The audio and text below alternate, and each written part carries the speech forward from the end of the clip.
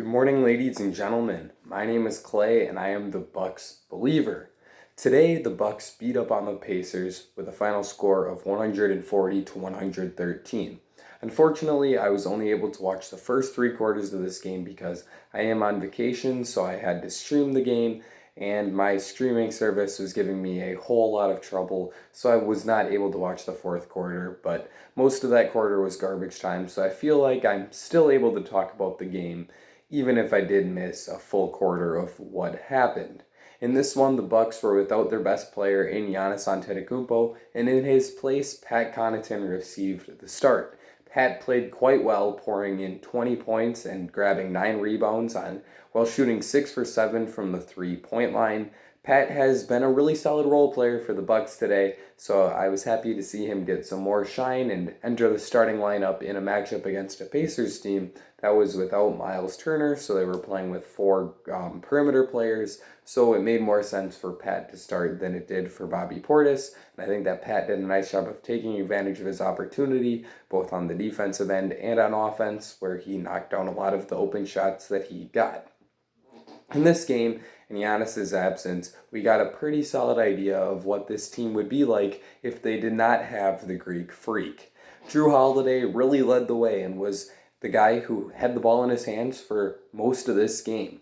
He put up 28 points and dished out 14 assists while shooting 11 for 15 from the field and 5 for 6 from beyond the three-point line.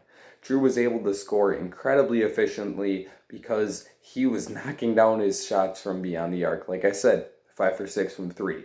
He was doing that in a multitude of ways, almost all of them being off the dribble, and he was getting to his step back, he was getting to that sidestep three-pointer he does when defenders do a blow-by closeout at him, and he was also able to hit a few threes off of the dribble, just a standard pull-up. So that three-point shooting from Jrue is very valuable, and he's able to take advantage of his plus off-the-bounce shooting a bit more when he has the ball in his hands. And obviously, with Giannis being out, he does have more of an opportunity as a ball handler than he would in a regular game. He also did a great job of creating for his teammates as he found cutters cutting to the rim on multiple occasions. He was able to find shooters and make nice kickout passes when he drove to the basket. And yeah, he also even threw a lob or two to Brook Lopez, which we'll get into more in a bit. But yeah, just a great game from Jrue. He was really impressive and did a nice job defensively on a lot of the perimeter players for the Pacers. So great job from Jrue. He really stepped it up and led the way for the Bucks in Giannis's absence. Chris Middleton also had a solid game for Milwaukee as he scored 25 points, grabbed 8 rebounds, and dished out 6 assists. He shot 10 for 21 from the field and also shot well from 3 where he was 4 for 6. Chris didn't do anything too special in this game, but I was able to appreciate his lob chemistry with Brook Lopez. This is not really something that we usually get to see because when Giannis is playing, Brook is relegated to being much more of a floor spacing big man than he is a lob threat. But with Giannis out of the game, Brook took on more of a job as a screener, and he was able to do a lot of the rim running stuff that he usually doesn't get to do. And both Chris and Jrue found him on multiple occasions. Brook was able to score 18 points, and he didn't make a single three in this game, which is something that's been quite unusual over the past 3 seasons since he came over to the Bucks. But because of the extra rim running chances that he got, he was still able to score 18 points on 6 for 13 shooting. So it was fun to watch Brook just play in a bit of a different way, and the lob chemistry that he has with Jrue and Chris is very valuable, and I think that there is certainly a very plus offensive team in here, even when Giannis is out, which bodes well for the playoffs, where we've seen the Bucks get into some trouble whenever Giannis has had foul issues in the past. So this was a great game for the Bucks on offense, and I also thought that Bobby Portis played quite well coming off the bench. Portis put up a double-double, scoring 18 points and grabbing 10 rebounds while shooting 8 for 14 from the field and making 2 of his 4 threes. Portis played with a lot of energy today, looking to posterize everyone on the Pacers. I don't think that he was able to convert any of those potential poster dunks, but he was certainly out there with some bad intentions. But Portis played well, did a nice job of getting to his spots on the court. Obviously made a couple threes, as I said before, but also hit some shots in the post on those face-up opportunities that he loves to take advantage of. He's a very efficient scorer in the post for that reason. And yeah, just a good game from Portis on the offensive end, and it was nice to see him continue to complement the Bucks star players in a big way. And I think that he's a really nice option for them coming off the bench.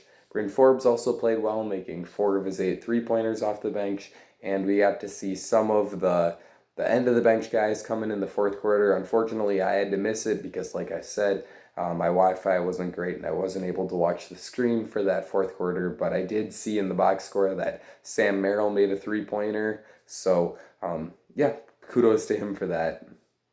But really, my takeaways from this game are that this team would still be very good even if they didn't have Giannis. Now, it can be said that the Pacers were without 2 very good players and 2 guys who, in my opinion, are their 2 most important players in Miles Turner and Malcolm Brogdon. That might be a bit of a controversial statement because Domantas Sabonis was the player who represented the Pacers in the All-Star game this year, but I think that Brogdon and Turner are better than him.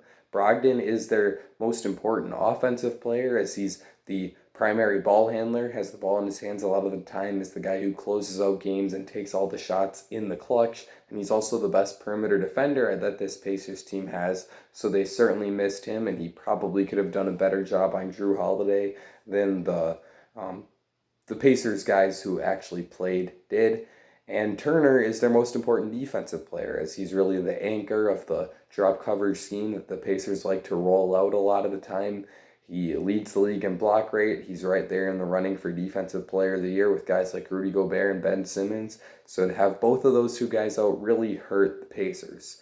But the Bucks just were dominant offensively, and that's what leads me to believe that this team could still be really good even without Giannis. Finally, I probably should touch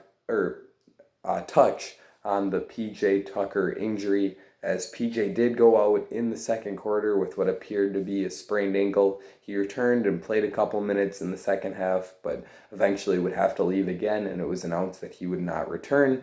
PJ played 12 minutes in this game, didn't score and didn't make a single three-pointer, but once again showed his value by ripping down a couple rebounds. He made a few key box outs and played well defensively once again as he was matched up with a very dangerous scorer in Karis LeVert for large portions of the time in which he was in the game. So hopefully PJ's injury isn't too serious. From what it sounds like, it's just a regular ankle sprain, and he should be back on the court within a couple days. But yeah, just hopefully PJ is all right.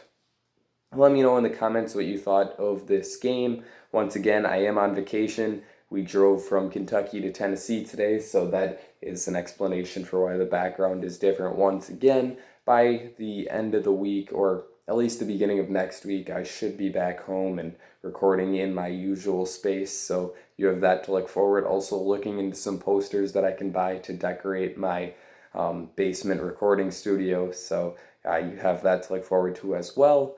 But other than that, I think that I've covered everything that I wanted to cover, so that's going to be it for me. Ladies and gentlemen, I will see you all again very soon.